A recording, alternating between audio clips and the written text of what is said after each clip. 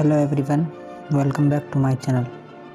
तो मैं आज आपको इस वीडियो में बताऊंगा कि आप अपनी खांसी का घरेलू इलाज कैसे कर सकते हैं। तो चलिए शुरू करते हैं। नंबर 1, शहद। 2 चम्मच शहद में 1 चम्मच नींबू या अदरक का रस मिलाकर दिन में 2 से 3 बार पिएं। नंबर 2, अदरक। पानी में 3 चम्मच बारीक कटा हुआ अदरक, 1 चम्मच सूखा पुदीना डालकर उबालें।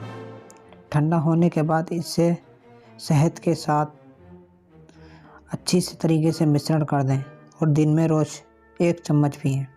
नंबर 3, काली मिर्च। 1 कप गर्म पानी में 1 चम्मच काली मिर्च पाउडर और 2 चम्मच शहद मिलाएं।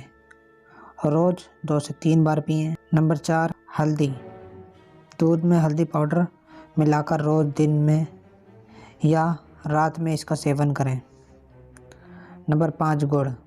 गुड़ को पीसकर उसमें आधे प्याज के छोटे टुकड़े मिलाएं और रोज़ 2 से 3 बार पिएं। आपकी खांसी ठीक हो जाएगी। तो मिलते हैं नई वीडियो में, तब तक के लिए बाय बाय, जय हिंद।